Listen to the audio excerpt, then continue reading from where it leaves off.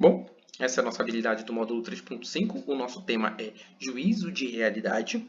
Nós somos o grupo 6, composto por João Santos, Michel Cabral, Paula Vitória, por mim, Pedro Trindade e pelo Raul Douglas.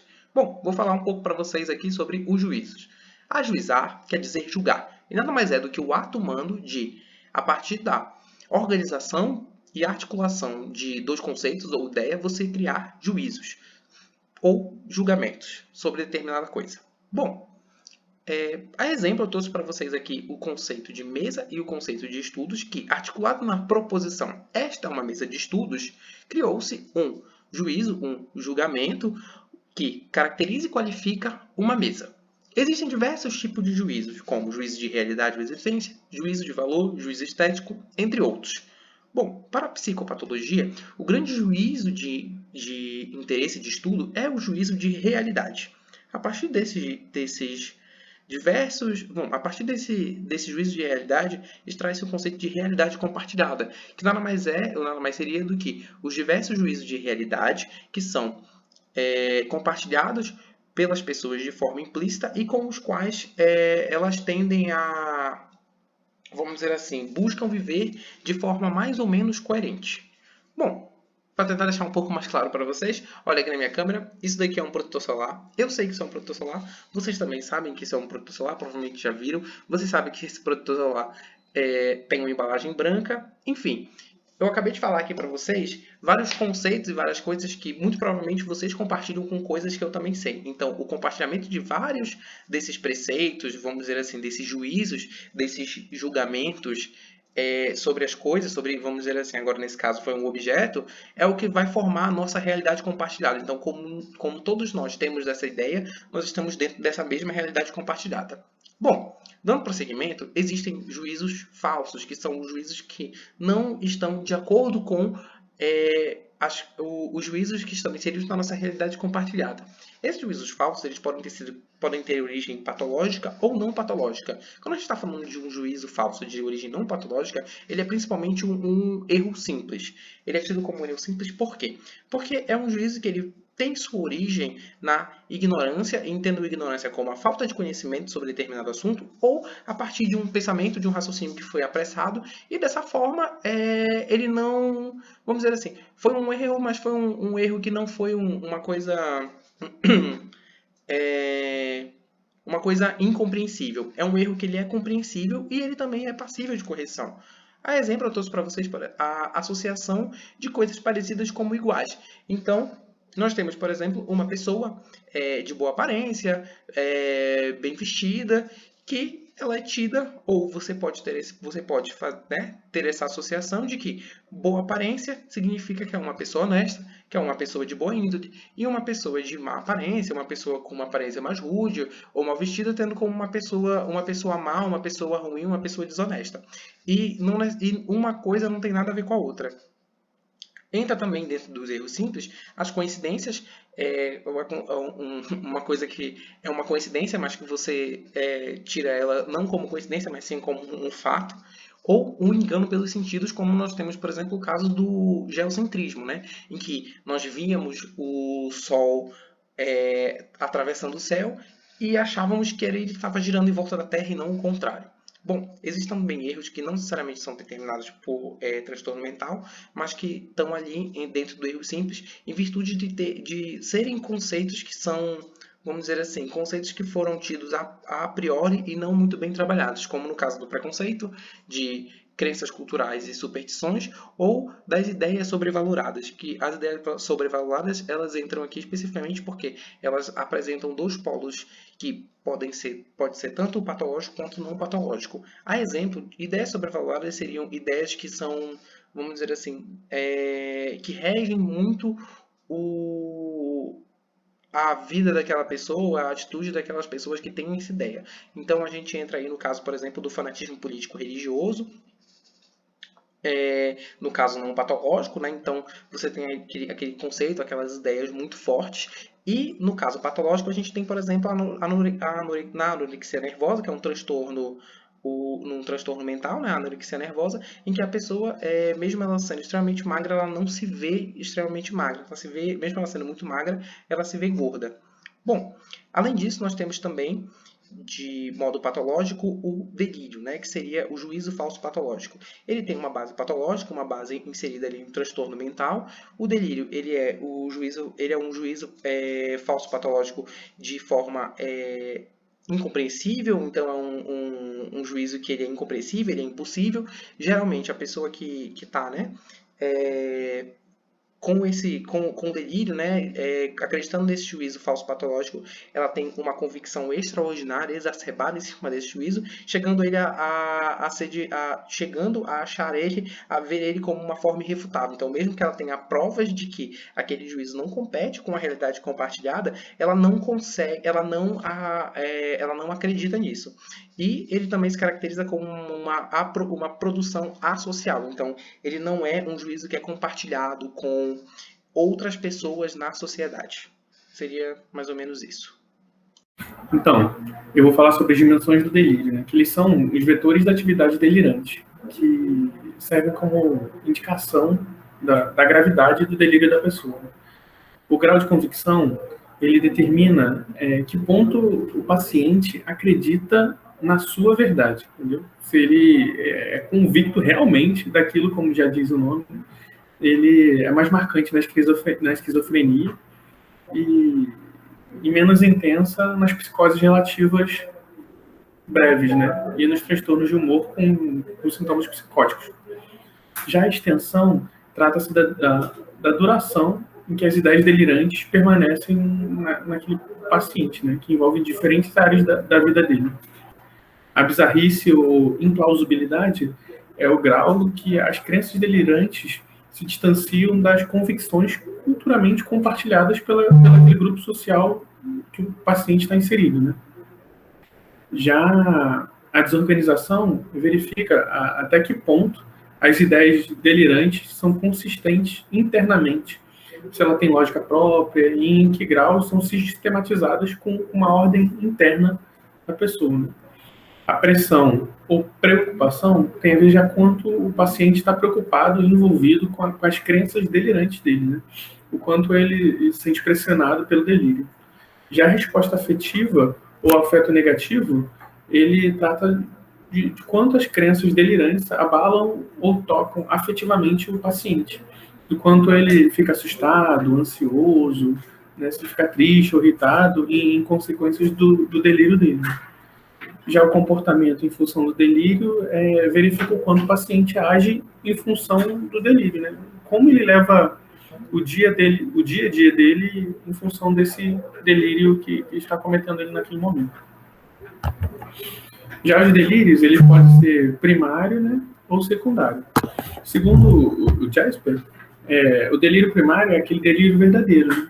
Ele é psicologicamente incompreensível e inesperado. É quando a pessoa tem o primeiro disparo de delírio, assim, vamos colocar que seja do nada, que acontece de uma forma completamente aleatória, né? Já o delírio secundário, ele tem alguma fonte. Mesmo que seja a primeira vez, ele pode ter uma fonte emocional, afetiva, mental, todas essas questões psíquicas que fazem ele ter esse disparo de delírio, né? Já as estruturas do delírio, ela pode ser um delírio simples, monotemático, né? Ela se desenvolve em torno de um só conteúdo, geralmente de um único tipo, ou, por exemplo, religioso. A pessoa tem um delírio religioso.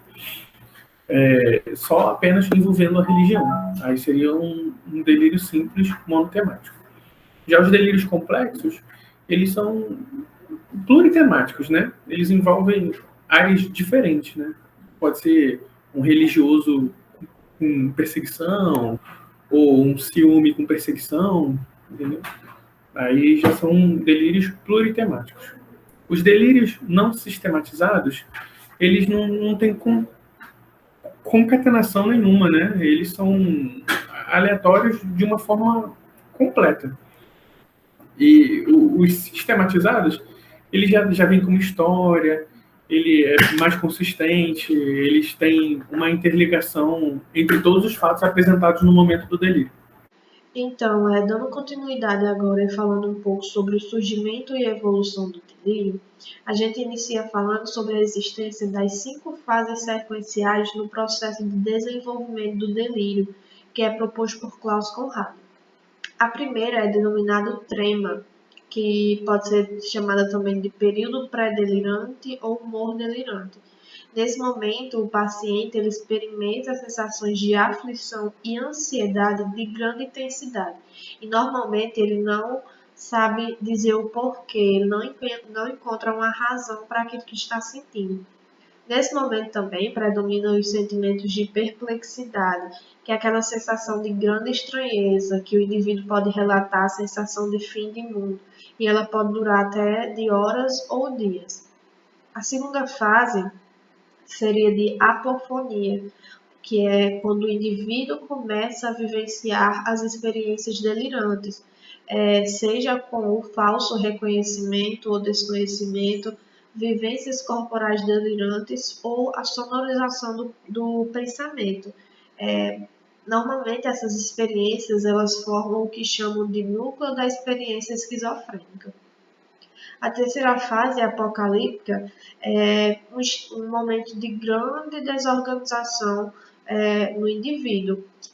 Após essas experiências delirantes, podem surgir os sintomas catatônicos, a excitação motora e psíquica, devido a essas vivências delirantes iniciais.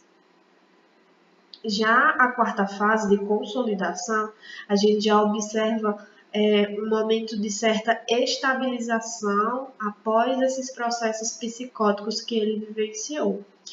O indivíduo ele começa a fazer uma elaboração intelectual em torno daquelas vivências delirantes. Ele começa a integrar elementos de sua própria personalidade, por exemplo, como defesas neuróticas para as experiências delirantes. É como se ele começasse a buscar razões para aquilo que ele está vivenciando. Já na quinta fase do resíduo, é a fase final do processo psicótico delirante. O indivíduo ele já apresenta perda do impulso, da afetividade, a gente já começa a perceber um indivíduo mais com comportamentos de isolamento, ele já não consegue mais estabelecer relações com outras pessoas. Em relação ao curso do delírio, a gente também pode classificar eles em delírios agudos ou crônicos. Os delírios crônicos eles são aqueles que surgem de forma rápida, que têm um período de curta duração, de horas ou dias, são delírios de maior intensidade e podem estar associados a psicoses tóxicas ou infecciosas. Já os delírios crônicos, eles tendem a ser persistentes, contínuos e são pouco modificáveis ao longo do tempo. A respeito dos mecanismos constitutivos do delírio, é visto que diversos fatores eles podem contribuir ou influenciar para a ocorrência dos diversos tipos de delírio. Os sintomas psicóticos, eles são resultado de uma interação complexa de diversos fatores, sejam eles relacionados a aspectos cerebrais, psicológicos, afetivos, da própria personalidade do indivíduo e também de aspectos socioculturais nos quais ele está inserido. Considera-se mecanismos formadores do delírio aqueles que produzem ideias delirantes, mas é importante falar que a distinção entre esses mecanismos ela tem apenas um valor prático, porque sabe-se que o delírio ele nasce justamente dessa multiplicidade de fatores que vão comprometer o psíquico do indivíduo e eles não devem ser vistos de forma isoladas. Vou falar agora para vocês um pouco sobre esses mecanismos rapidamente. A atividade interpretativa ela é vista como base constituinte de praticamente todos os delírios e ela se dá principalmente por uma distorção radical na interpretação de fatos e vivências desse indivíduo. Normalmente, essa distorção ela apresenta uma determinada lógica e as histórias delirantes relatadas pelo indivíduo vão apresentar uma certa semelhança. A respeito da intuição, o indivíduo ele vai captar um novo sentido nas coisas. ele vai elaborar uma nova realidade totalmente convincente para ele e a partir daí se estabelece o delírio. A respeito da imaginação, também acompanhada da atividade interpretativa, ela vai estar presente na maioria dos processos de delírio. Nesses casos, o indivíduo ele imagina uma determinada situação e a partir desse acontecimento, dessa situação imaginada por ele, ele vai fazer um processo interpretativo e daí vai se estabelecer o delírio. A respeito da afetividade, os delírios baseados em estados afetivos vai estar presente principalmente nas situações catatímicas da mania e da depressão, ou seja, eles envolvem delírios, transtornos do humor ou sintomas psicóticos.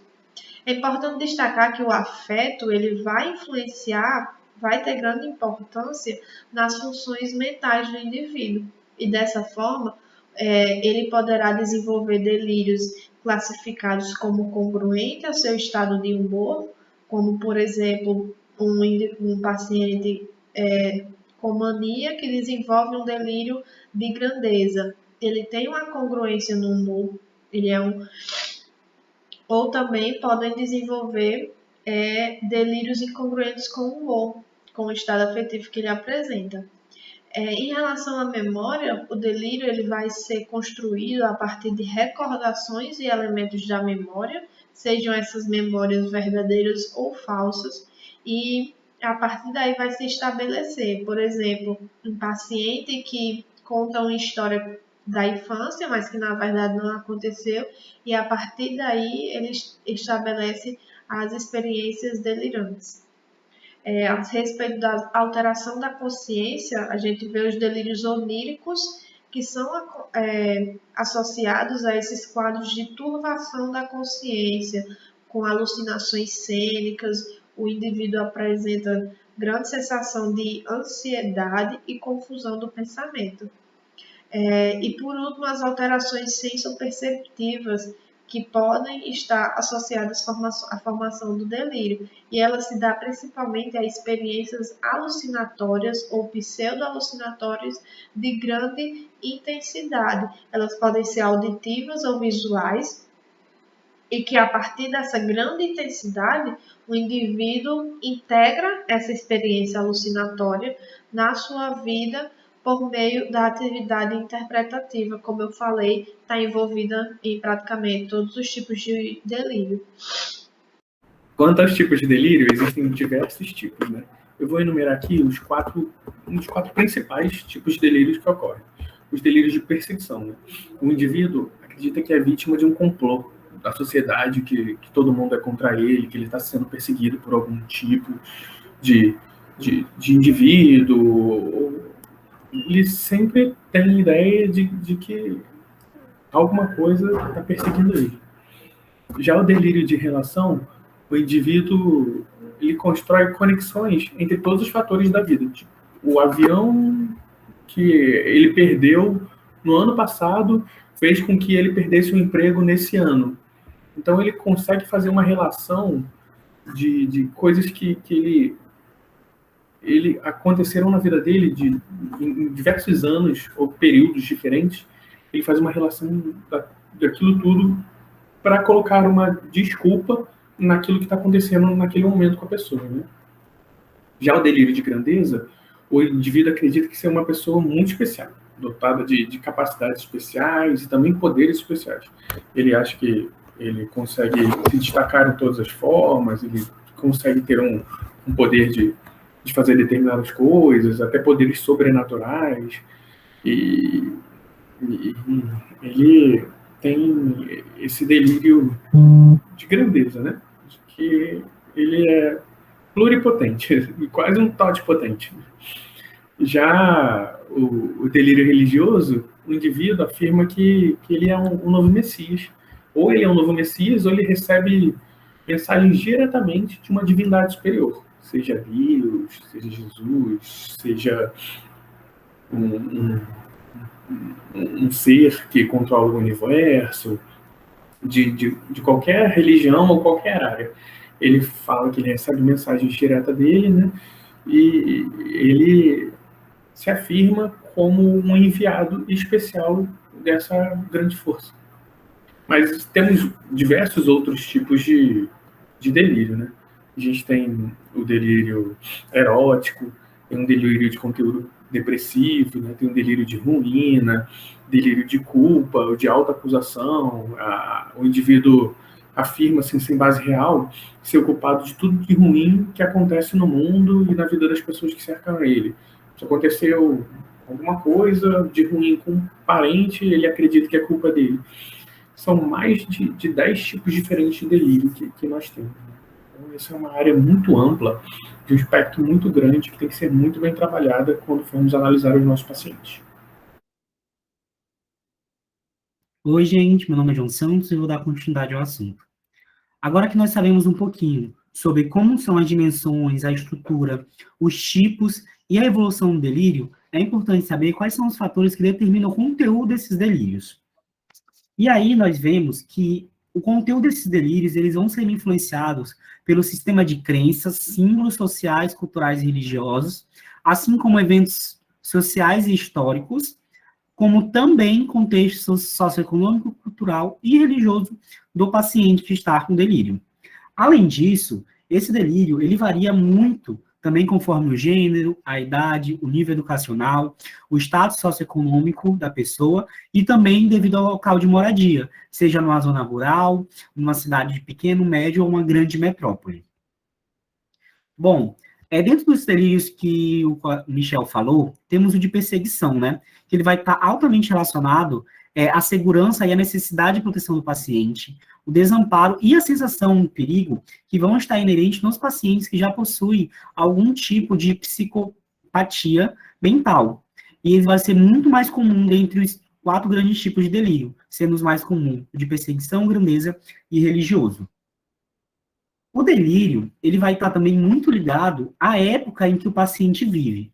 Por exemplo, nos anos de 1900, não era comum pacientes falarem que estava com delírio de sendo controlado sua vida pela internet, ou que o cotidiano estaria sendo vigiado e estivesse sendo publicado, ou que chips fossem implantados no seu cérebro. Isso veio decorrente da época que o paciente vive, principalmente nessas 2 a 3 décadas, estarmos conectados pela internet, pela cybercultura. É tanto que temos um delírio chamado delírio de Truman, que foi relatado em 2008, onde é dito que o paciente ele sente que sua vida é uma encenação, que ele está sendo vigiado a todo momento, que sua vida parece um reality show. A psicopatia desses delírios é importante saber que não existe uma teoria que explique todos os tipos de delírio, assim como o delírio pode ser encontrado em diversas doenças, como esquizofrenia, demência, mania, depressão, psicoses orgânicas. Todavia, é interessante vermos que em quase todos os tipos de delírio, nós tratamos com quase a mesma coisa, antipsicóticos. Então, sugere-se que os tipos de delírio, o conteúdo dele, vão ter uma causa comum.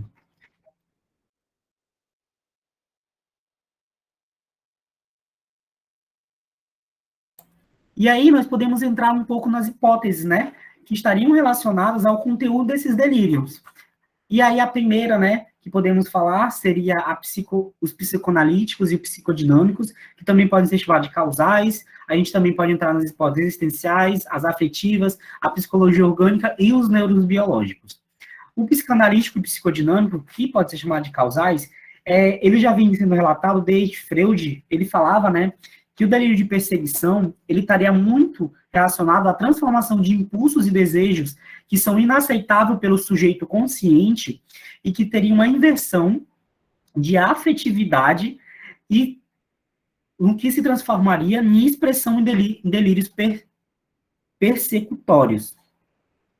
Essa psicanálise, ela veio sofrendo alterações, com outras teorias, além da de Freud, desse de perseguição, como a teoria da hostilidade, onde o paciente teria ódio e hostilidade sobre ele mesmo, mas ele tiraria dele, colocaria representando em outras pessoas, e essas outras pessoas teriam um espelho, um reflexo na pessoa. Então, as outras pessoas teriam uma hostilidade e queriam o destruir. Assim como também a teoria da humilhação, onde o paciente sente-se inferior, só que ele faz a mesma coisa que na teoria da hostilidade. Ele diz que os outros é que dizem que ele é inferior, levando a um desenvolvimento de perseguição, né? E aí temos os outros tipos de hipóteses também existenciais, que vão estar ligadas à transformação do encontro entre a comunicação e a inter-relação interhumana, onde vai ocorrer a perda da capacidade de comunicação lógica. Então, aquele sujeito delirante, ele tem certeza daquele delírio dele. Ele não admite dúvida. Por exemplo, o caso mais claro que o de perseguição. Também temos o de afetividade, que ele vai estar muito mais ligado à recaída e manutenção das pessoas que já possuem delírios, que vai estar relacionada com emoções negativas, estresse diário, e principalmente quando esse estresse diário tem os distúrbios de sono.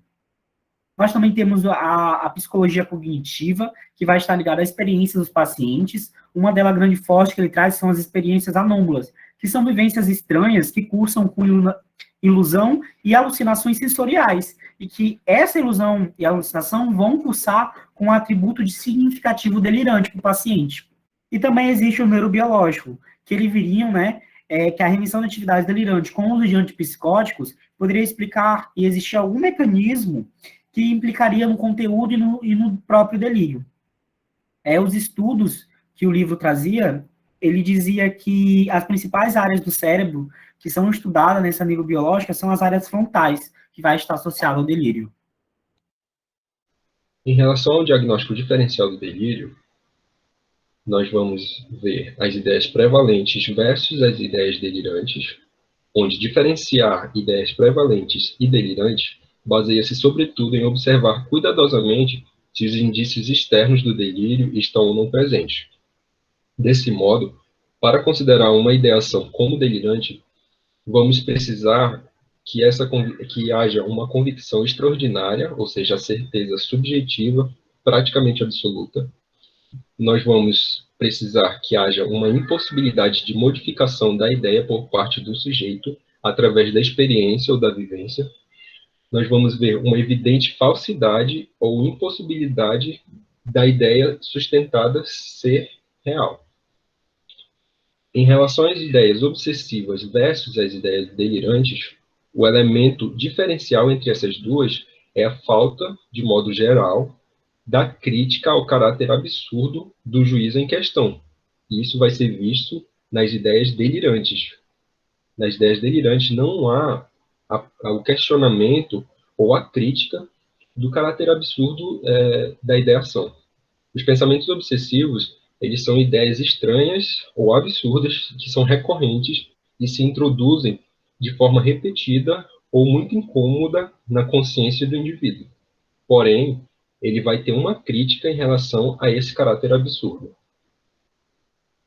No delírio versus a alucinação, nós temos aqui a dificuldade de afirmar se o caso é de uma alucinação, com uma elaboração ideativa em torno dela, ou se é uma ideia delirante sobre algo que aparentemente tem uma dimensão sensorial. Aqui é sugestivo classificar o fenômeno por meio do caráter predominante da experiência. Quando for sensorial, considera-se como alucinação. Quando for ideativo, ou de caráter mais interpretativo, nós vamos considerar como delírio.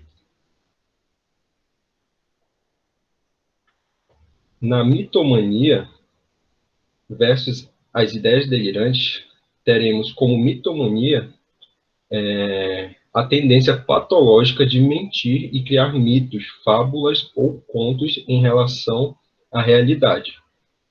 Aqui na mitomania prevalece o componente da mentira e da manipulação, principalmente na mitomania maligna, onde na mitomania maligna nós vamos ter o sujeito criando fatos falsos e divulgando esses fatos para prejudicar alguém.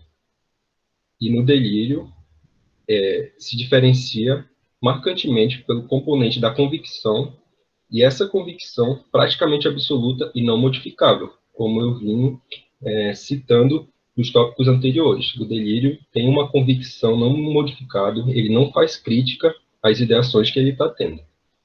Na pseudologia fantástica versus as ideias delirantes, nós teremos nessa forma de patologia, uma mentira patológica, que ela se desenvolve gradualmente em indivíduos sadios, até que essa mentira se torne, nas suas palavras, impostores, eles se tornam impostores ou trapaceiros anormais. Essa mentira se torna absoluta na vida dele. É bastante difícil diferenciar a pseudologia fantástica da mitomania, em alguns casos, e alguns autores, eles compilam a pseudologia fantástica e a mitomania em uma mentira patológica. Tratam essas duas vertentes como a mentira patológica. Na pseudologia fantástica, nós vemos grandiosos extremos, onde o sujeito parece acreditar plenamente no que relata. Porém, o que se diferencia do delírio aqui, apesar de ele não ter uma relativa crítica da sua ideação, na pseudologia fantástica nós vamos ter o auto-engano, a autossugestão e a busca pela estima alheia, pelo carisma alheio, pelo carinho. Vai tentar estimar o sujeito ao seu redor, que nós não vemos no delírio. Sobre os valores diagnósticos dos delírios, embora a presença de delírios seja fundamentalmente relacionada às psicoses, sobretudo as do espectro da esquizofrenia, os delírios não são específicos ou exclusivos desses transtornos. Nós teremos um largo arco que vai desde a esquizofrenia, passando por transtornos delirantes, por transtornos do humor, no caso da mania e depressão com sintomas psicóticos, até os transtornos de personalidade. E o delírio pode estar presente em cada uma dessas patologias. No livro Psicopatologia e Semiologia dos Transtornos Mentais, de Dalgallo Rondo, nós vamos ter uma tabela que indica a frequência aproximada de delírio nos principais grupos diagnósticos em que ele é verificado. Seja na mania, na esquizofrenia, ele dá ali naquela tabela a frequência do delírio em cada uma das patologias. Nos instrumentos padronizados para avaliação do delírio, ele é usado, sobretudo, para pesquisas, mas, eventualmente, também para uso clínico. E é um instrumento que, além de avaliar as alucinações auditivas, também avalia de forma detalhada os delírios. Aqui nós temos uma tabela onde está contida alguns questionamentos que reúnem um amplo leque de crenças delirantes. Ela avalia delírios de referência, de perseguição, expansivos, de controle e influência. Desse modo, ele consegue abranger de uma forma maior as crenças e ideações da pessoa que está passando por essa situação.